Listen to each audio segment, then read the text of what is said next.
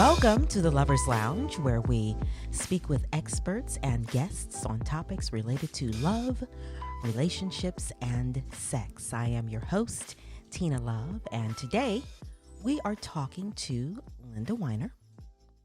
Linda is a certified diplomate in sex therapy, a supervisor, and a CE provider by the American Association of Sex Educators, counselors, and therapists. Now, Linda has 30 plus years experience working with individuals and couples who are experiencing intimacy, relationship, and or sexuality concerns. Linda, welcome. Thank you so much, Tina. Delighted to be here. I am so glad to have you on. You know, my whole aim with the Lovers Lounge is just to educate couples, to bring them closer together. I understand that people can be married for, 20, 30 years, and relationships can get a bit boring, you know. Yes, indeed. Marriages can get boring, for one. For two, I think we lack good communication skills. hmm And so a lot of times, because we don't communicate very well, things can happen where in our disconnection, we're not really satisfied, but we don't know how to talk to our partner or our spouse about it and how to improve. And so I'm hoping with the Lovers Lounge that I just want to spice up people's marriages and relationships. I want to bring people closer. I want people to be happy and have great sexual experiences, especially with their husband and wife and their partner. So that's why I wanted to talk with you and talk about this. Wonderful. I'm delighted we're both on the same page with that because those are my goals as well. Great. So tell me a little bit about your background. I've just kind of described, what your titles are. When I saw hmm the term diplomate, that was the first I hmm heard of that. So kind of tell me a little bit about that, what that's about.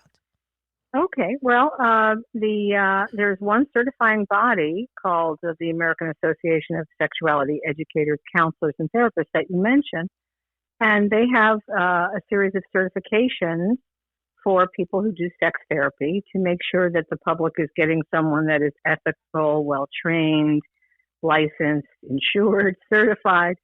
And a diplomate is someone who's been in the field in a senior way. And I was trained and worked for 5 years at the Masters and Johnson Institute, which is the couple that invented sex therapy. They're not as well known as Alfred Kinsey, but there was a series Masters of Sex that helped reintroduce some people to them.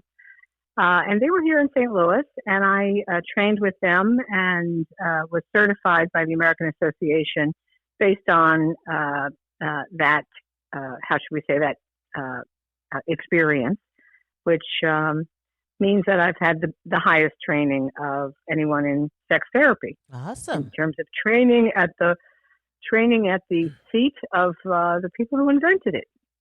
Great, great. So with your work, it says then that you're working with individuals and couples. So we're going to talk about that a little bit more. But I want to set the stage with the fact that, I mentioned earlier how we can be married for so long or in a relationship for so long, and things can just kind of get a bit boring. And we just have this routine, and it's every day in and out, go to work, come home, cook food. hmm Everybody is tired and just goes to bed. Or, hmm now we have another layer of complexity, which is social media and Yes, the indeed. internet. hmm And it just seems that many of us are so engrossed in our phones and the internet that we are really, it's almost kind of a driving force as a disconnect in our hmm marriages and relationships. We barely talk anymore. I think I saw in an interview where you were with somebody and you were saying how you see couples who are out to dinner or with each other, but they're so in tune to their They're on their phones. phones. Yeah. hmm Yeah, they're on their So phones. it's no wonder, we've got this disconnect. And then hmm to add to that, you know, we find ourselves just having this decrease in libido. We just are not Sure, interested in intimacy or sexual intimacy. sure. So can you Because when, kind of hmm tell me why that is? What happens with well, women you or know men? what's interesting is to study a little bit about the physiology of sexual attraction, and when we are first getting to know someone, and we are unsure whether we like them, they like us as much as we like them, and there's a lot of flirtation. There's a lot of uh, uh, uh, uh, new hormonal energy, if you would. And that falling in love phase of getting acquainted emotionally and sexually is, oh my gosh, it's so easy. Can't keep your hands off each other kind of Mm-hmm. thing. Mm-hmm. And many couples think that that kind of thing will continue on over the years of marriage and children and jobs and stresses and being in the middle, taking care of parents plus children. And it just isn't true. And they don't know how to nurture, they don't know how to transition from that hormonal based sexual and emotional attraction to a more mature sexual relationship that can still be fun and exciting, but it does take some things that people aren't prepared to do, like setting aside some time specifically for one another and turning off the social media and the TV and doing some touching that doesn't have to, and we're going to talk about this. I know you want to get into sensate focused touching, doing some touching that doesn't always have to result in the couple becoming sexual with each other at that time, but sort of fans the flames, if you would.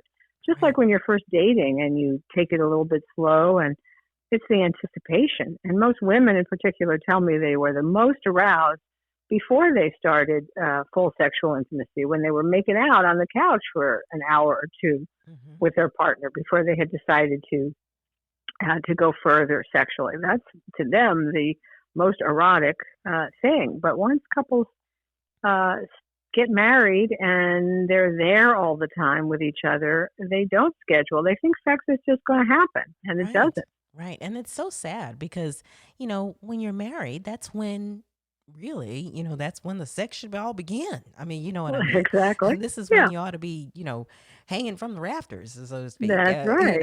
and not You're just most free in with a your, trusted person. yeah, Hmm. not just in your dating time, but, when you're Yeah. married. Exactly. So what, So there, yeah, there. Go ahead. no, I Hmm. was going to say, so are there sometimes other things that contribute to this loss of libido or decrease? Well, as I mentioned, since the partner is there all the time, and you theoretically are always available, and since people think it's going to happen spontaneously, and then it doesn't, and then other things come into play, like one has a higher sex drive than the other. So then you begin to have some difficulties because couples don't know how to negotiate when one has a higher sex drive and the other doesn't, that there are more options than yes or no. We're going to have go all the way intercourse. Mm-hmm. There are other options that we're not taught about how to be playful in other ways and how to avail ourselves of options. So sometimes the one with the higher drive does get their partner to be sexual with them more often, but what happens is it deprives the one who has a lower sex drive of having any sexual appetite over time. And after a while, it's like, just no, I'm not interested, Mm-hmm. period. So that's one of the things I see quite often is couples not being able to know what to do with sex drives that differ. Right.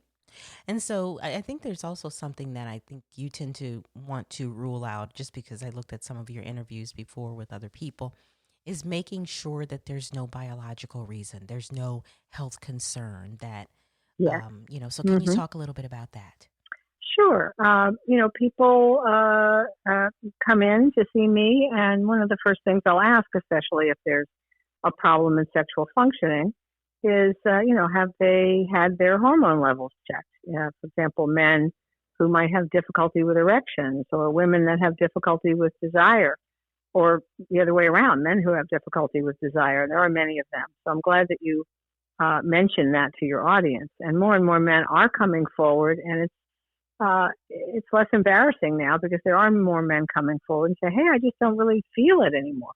So first, you want to rule out any medical problem, hormonal or endocrine of some kind. And so that's always the basis that any sex therapist should work with first to rule out any medical cause. Right. And then if there is a medical issue, then perhaps addressing it with medication or visiting their doctor or that kind of thing. Exactly. There's medication, and there are sex toys that can also help. That couples can be inventive in how they express their sexuality. It doesn't always have to be in a heterosexual couple, penis and vagina. I mean, you'll forgive me for being blunt, but we tend to think of, first you kiss the lips, then you touch the breast, then you dive for the pelvis, then you have intercourse until something happens. And so it's so good, especially for people who are aging and maybe can't perform in that way. Maybe a woman who's postmenopausal has some fragile tissue vaginally. Their sex life doesn't have to be over. Or a man who has diabetes, for example, and who can't take medication. That there are other ways to be sexual and to have fun with one another if there isn't shame, and as you say, if there's open communication. All right. And a sense of exploration that the couple can engage. Okay. Well, Linda, I am just so eager to get into these. You mentioned perhaps using different aids. Yes. So Mm-hmm. can you talk about that? Because, my listeners tend to be, I would say anywhere between the ages of 30 to probably 65, 70. Mm-hmm. And, with Cialis and Viagra and all these things today, men are Mm-hmm. continuing to have sex all the way up to 85, 86, 87 years old. I mean, you know what I mean? Mm-hmm. They Mm-hmm. can still do it. Yes. So, but I'm just not so sure about the women and them wanting to and all of that at that age as well. So I really Mm-hmm. want to encourage these women, maybe in their 50s and 60s and whatever. How can they be equally as robust and sensual as a Mm-hmm. man who is perhaps using an aid for him Mm-hmm. to, help him? Okay, yeah, Yeah. let's talk. Well, it is true that there are many more aids for men, like some of the medications like the Viagra and Cialis. But honestly, some men cannot use them for medical problems. Some get terrible headaches from them. And for some, the anxiety about whether they're going to function, it works great for a while and then it stops working, the medication. Because the medication opens up the veins and arteries, but the anxiety about whether it's going to work and I'm going to stay hard closes them back down again. So Yeah. it's not a cure-all for everyone. And they have been trying to find something for women that will help, but they really haven't been able to do so. But here's the magic formula for a lot of women. First of all, it's for a lot of women, it's about the intimacy. It's not necessarily about the orgasm. Mm-hmm. And so they want and need a partner quite often that they can go out with, have fun with, communicate with, giggle with, where there's some flirtation, there's some courting and sparking. When couples are first courting, the gentleman might find an inexpensive half-dead flower at the grocery store and bring it home, and just I'm thinking of you, honey. Complimenting, whistling when she's looking good. Those kinds of things are very important to women. Attention and connection. Yeah. And then women have to be able to turn off their minds and tune into their bodies. So they have to have a little prep. I like to talk to the gentleman about, when you see birds mating, you see the male bird is flying around, showing her his plumage, singing to her, bringing her insects, building her a nest. And a lot of my gentlemen are like, well, how come I'm always initiating her? How come I have to do all the work? I'm like, blame God. Look at nature. So we can either work with it or we can fight against it. But women tend to need a little more primping, if you would. And they have to be at a place where they can turn off their mind and stop worrying about things and tune into their body and feel like they have the right to pleasure, that it isn't just about him having his weekly sexual encounter so that he's not grumpy. Mm-hmm. Because sometimes couples get into that where there's an expectation, it'll be a certain number of times a week, and if I don't, then he's grumpy, or he's grumpy with the kids, and then resentment builds. So we need to talk a little bit about that too, because that's Right. another big component is resentment and unresolved issues between the couple. So let's just say we're not going to talk all about that, but we have to consider that might need to be addressed as well. Okay, so we'll touch on that. But Mm-hmm. you mentioned something that made me start to think about mindfulness, and I'm sure you, in your Mm-hmm. field of work, you've heard about that. Yes. Can you talk a little bit about how mindfulness, just as you were touching on that just a moment ago, is so Yes. important, and what it Mm-hmm. is, and what it is? Yes, indeed.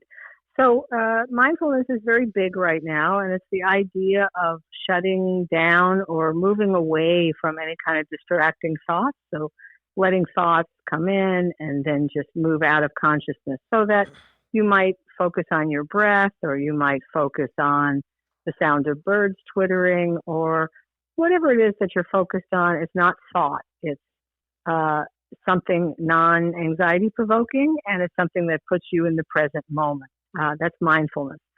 And one of the things that Sensate Focused Touching teaches is mindfulness, because when I work with couples, I start out asking them to touch without touching breasts and genitals, touching using only their hands and fingers all over the body and switching. And I ask them to do three things: focusing on their own sensation, which women often have difficulty. They're focusing on how much fun my partner's having rather than what's going on with me. So, number one, focusing on your experience.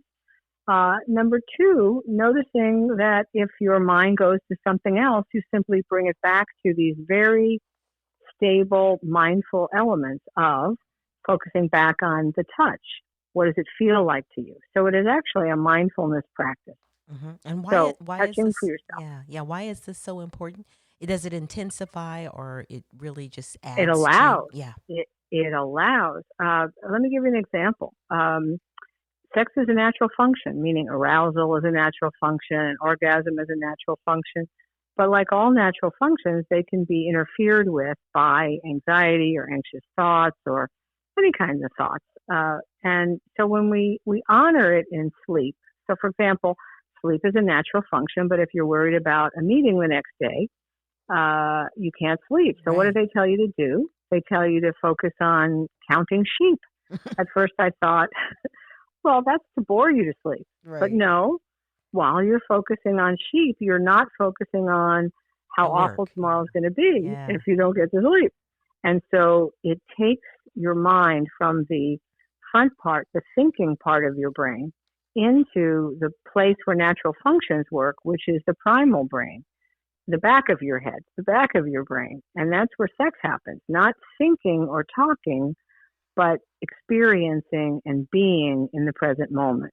So, in the same way as you count sheep, this sensate focus, where you focus your attention on what you're feeling and bring your attention back to it, allows you to focus on something neutral. And then that opens the door to arousal, to the So natural function. yeah. So what I'm hearing then is that really there is a connection between the mindfulness and the sensate focus Focus. touch. Yeah.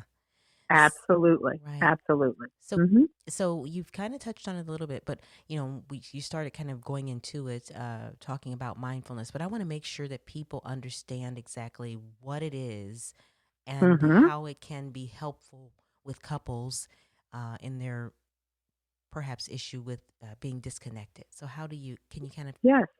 Hmm. So, the thing about this is it's a structured series of touching experiences that the therapist or anyone can do. I have some things out there on YouTube that describe it a little bit. So basically, I ask people to a couple of times a week schedule a time where they are nude if possible, in a quiet room, and they touch each other head to toe, front to back, avoiding initially the breasts and genitals, and focus on every other part of their partner's body. not in an evaluative way, but just in a discovery way. So how would I define, is it soft or hard? Is it warm or cold or cool? What is the sensation I get when I touch this part of my partner's body? Is it rough or soft and non-evaluative? So, if you're touching an elbow and it's the skin is not as soft as the inner thigh, it's not like, oh, that's not very good. It is what it is, just sort of an acceptance of experiencing that sensation. And while you're doing that touching, your mind does go off to other things like, is my partner getting bored, or am I doing this right? And that's the bringing yourself back part, where you just refocus your attention back on whatever the sensation is. And then after a few minutes, 5 to 10 minutes, you switch. And then your partner touches you in this same exploratory way. And afterwards, you just lie together and be. It doesn't matter if you like it. It doesn't matter if you get aroused. It doesn't matter. The only thing, and I ask that they don't do anything more than that, because most of us are primed that if there's that kind of touching, then there's going to be a request for sex. And this is a way to build a sense of connection and build a sense of connection to your body and allow your natural sexual responsivity to begin to flow, especially if you do this touching every 48 to 72 hours. Wow. Then your natural sexual physiology just starts to bubble. And maybe the third time you do this, you feel a little bit of arousal. Well, now that sounds great. So does it actually, what's the feedback when you work with your couples in this? Obviously, they probably don't do this in front of you at the office, but you talk to them about it. They do that in the private. Okay, yeah. And then they go and do it. And so then they maybe have a follow-up appointment and they come back to you. What's some of the feedback that they share? Yeah. The feedback is generally how difficult it is to touch for yourself rather than to turn your partner on. The feedback is how they didn't realize how much busy stuff is going on in their head and that they had to refocus a lot. And the third thing that they often come in and say is, oh my gosh, I feel so close. I feel loved. I feel connected to my partner. Touch is the most primal sense of all. When you think about newborn babies, it's all about touch. It is. And bonding and, whether you're bottle or breastfeeding, you have your child in your arm and you are having skin to skin contact, and there is warmth and there is connection and there is the beginning of this dopamine bonding chemical. I'm sorry, not dopamine. It's oxytocin, which is the bonding chemical, which gets released. So babies bond to their parents or their caretakers. And in the same way, when you touch and you are touched, there's a bonding element that occurs. Okay. It's just natural. So they tell me, oh my gosh, there was no pressure. I loved it because there was no pressure. Yes. And I felt really connected and cared for. Yes. That was a couple of things that were going through my mind. Mindfulness. As I'm listening to you, I'm thinking that, boy, that probably was a relief for the person who has experienced a decrease in their libido, because oftentimes there's so much anxiety and stress for that person whose libido is not heightened anymore. And they feel like, oh my God, if I just touch my partner, then my partner's going to expect something. So exactly. I don't want to touch him, because then they're going to think it's time to do this. And that's not what I want to do, but I just want to touch. Exactly. So what I was thinking is, if you instruct them to do this, what a relief for the person who's afraid or has angst, because now they don't have to maybe think that, because everybody now knows we're not doing that, but we're just going to touch. Exactly. So that helps. And one of the things that also goes away when people are afraid to touch and be touched because there's going to be pressure to be sexual, what starts to happen then is they stop being affectionate to their partner outside of the bedroom, because then that could lead to initiation. And then they also then disconnect and stop communicating or even dating and going out together. Because all of those things equal, well, if we go out to dinner, he or she's going to expect that we're going to be sexual. So it removes all of the pressure around that. And, obviously couples can do whatever they want at any other time, but I ask them for these 2 to 3 times a week that they are going to schedule this sensate focused touching, that nothing happens as a result of it. Anything else they want to do any other time, be my guest. We'll get there, but this really allows them to build some relaxation and some trust and some connection and to bring their body alive again. Without any pressure, yeah. Exactly. The other thing I Mm-hmm. was thinking when I was listening to you, because I could kind of hear one of my friends in my ear saying, "Oh my God, I'm gonna let him touch me," but Mm-hmm. the total time that the person's touching them, their spouse or their mate, they're thinking about the bumps and cellulite and everything everywhere, and so they're like, "Oh my Mm-hmm. God, how's he feeling about he's looking at my body Mm-hmm. and that kind of thing," and that really does play a part. Some women, the whole time they're concerned Yes. about how they're looking or how they're smelling or Yes. whatever. Yes. So yeah, Yes. so what do you think about that? I think that it is a very common female problem to be overly critical of their bodies. And when you ask men, so did you notice their cellulite? They're like, no. And what did you think about her belly? Oh, it's so soft. Where the woman is thinking, oh my God, I've gained 5 pounds. He must be Yes. disgusted. So women really are very body negative, much more so than their male partners are toward them.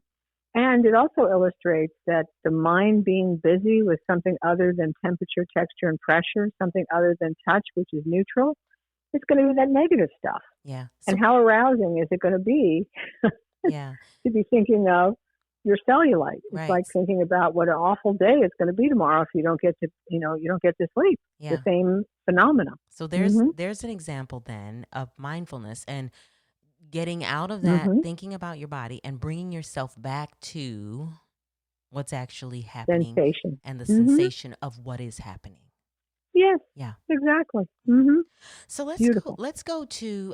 You mentioned a little bit about resentment, because I About, can I'm sorry. resentments. You Ah. said you were going to talk Mhm. about it, because I can think if there is a partner who is their libido is intact, and the other person is Mhm. not, and they sort of feel or can, I would say, feel a little deprived or maybe not feeling as though their needs are being addressed, Mhm. is that what you meant, which can play a part in Yes. resentments.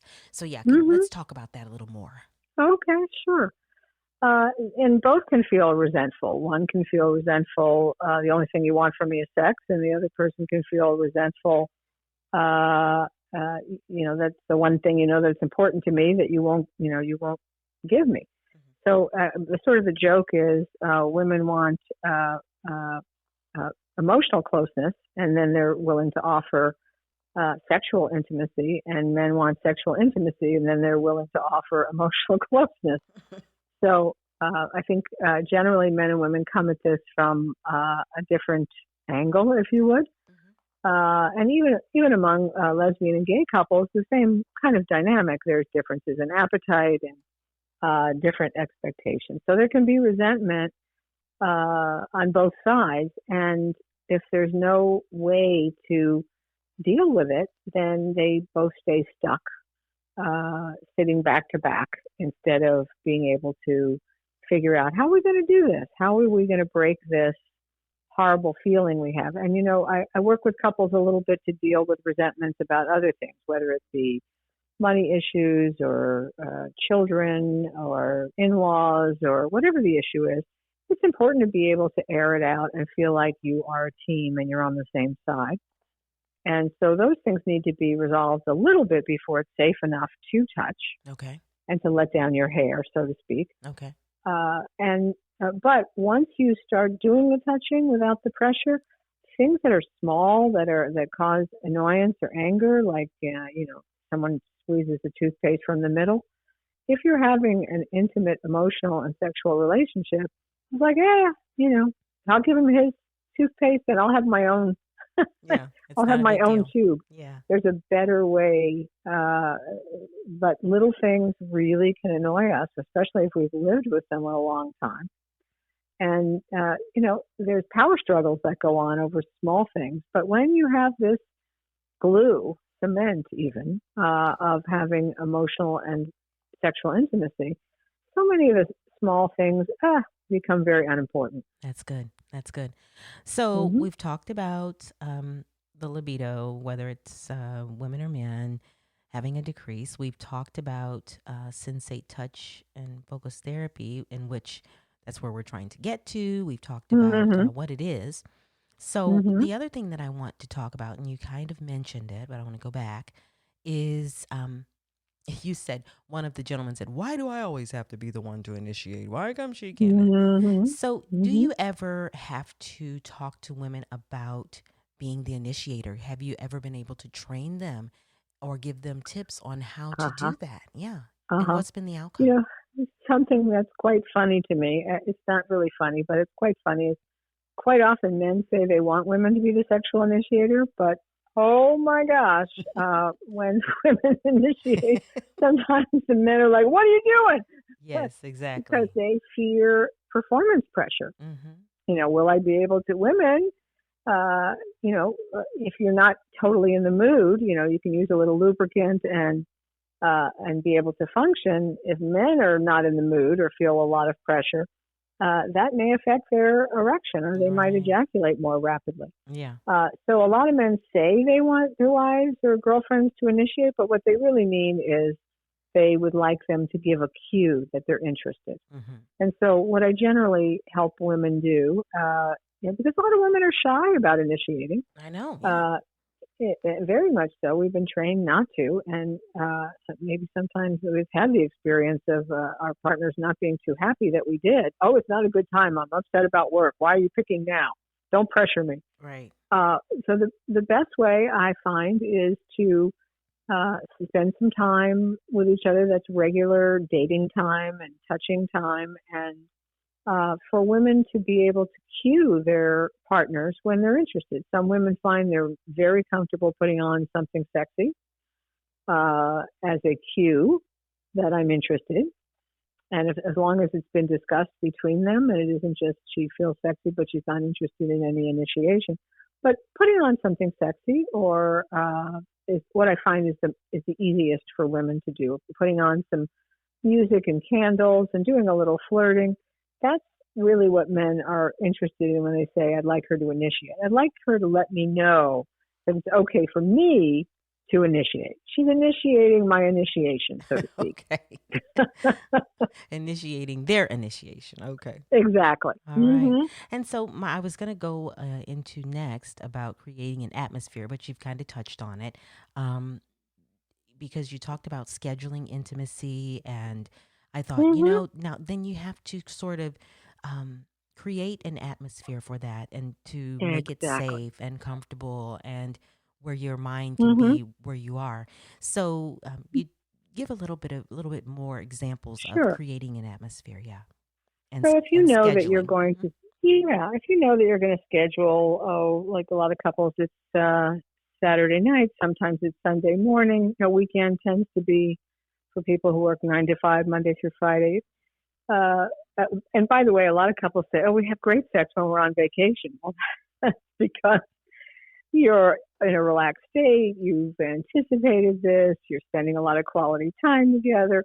You're having fun. All the things that you try to set up at home, but make it's very difficult. So setting aside some time. Let's be intimate. This Friday or Saturday, and sometimes I ask couples to plan for how they would like to arrange the time, and they set it up. They pick the music. They pick out the scenario. We're gonna eat naked in the with just candlelight. Well, if I have good body image, otherwise I'm going to wear something sexy. And we're going to play a strip poker, or we're going to do some teasing, or we have this a sex toy that I went to a sex toy party and got, and we're going to use that. So it's the planning of it, the anticipation of it that's arousing. That by the time you get to Saturday night You're or already, Sunday yeah. morning, you're kind of you've been cooking on this a little bit, You're rather looking than just your partner rolls over and says, "How about some, hun?" right. Exactly. Exactly. Yeah. Yeah. Uh-huh. Well, this sounds really, really interesting, and I'm so glad to know that there are couples that are actually, indulging in this type of therapy and work to bring them closer together. Mm-hmm. Like I said earlier, I feel like this happens a lot, is that couples kind of grow apart, and we need all that we can to promote healthier Yes. relationships and closer relationships. And so I'm really glad to hear this. And Mm-hmm. we talked about the communication piece, and Mm-hmm. so before we go, I just want to, if there's a man that's listening and he's like, this is kind of what I'm experiencing at home, and I haven't talked about it with my wife, or she hasn't said anything to me, but I think this is what we're dealing with. Or, there's a female listening and she's saying, I kind of feel like this is what's going on with my husband or my mate. So, how do you breach this conversation? How do you talk about it and move forward? Well, I think you pick a time when nobody's stressed out, and when there's maybe a little closeness and fun that's happened. Not in a moment of disappointment, like after sex is bad, then you talk about it. But you feel close, or you have a good emotional moment, and then bringing it up, like, "Hey, honey, that was super. I really miss that kind of connection between us. I'm wondering if there are some ways that we might be able to have this happen more frequently. Let's talk about what you might need from me, or what you might need environmentally. Do you need to be, in a hotel room? Some couples once a month, if they can afford it, might book a hotel Mm-hmm. in their city, and it's a change of pace, and it sets a different tone. So talking to each other about what might help, and also reading a book or two, or listening to a podcast or two, can help if you do it together, and then discuss the contents of it. All right. Sounds good. So, Linda, Mm-hmm. how can the listeners get in touch with you? Maybe they need some just direct communication with you to kind of talk about their particular issue, or Mm-hmm. all kinds of things. So, how can they reach you? And how Sure. can they see some of Mm-hmm. the things that um, you've written or you've produced and that kind of thing? Once Gotcha. again. So I would recommend that they Google my name, Linda Weiner, and thank you for pronouncing it correctly. Hmm. I was brought up with Linda Weiner as the Oh my gosh. pronunciation, which is one reason I think I became a sex therapist, is because I got so used to penis jokes that it didn't make me blush anymore. so they can just Google my name, or go to Sex Therapist St. Louis. That's STLOUIS at Gmail. All I'm right. sorry, www.sextherapist.com. .com. Okay. Well, Okay. thank you so much, Thank Linda. you, I've and good luck with this project. So needed. thoroughly enjoyed it. I'm hoping Mm-hmm. that the listeners can take what they've learned and move forward in their relationships to create a more happy and healthier couple and relationship. So thanks a lot, Linda. Everyone, you've heard it here on the Lovers Lounge, where we talk to experts and other guests on topics related to love, relationships, and sex. I am your host, Tina Love, and thank you for listening. Until next time, peace. And of course, love. Bye-bye.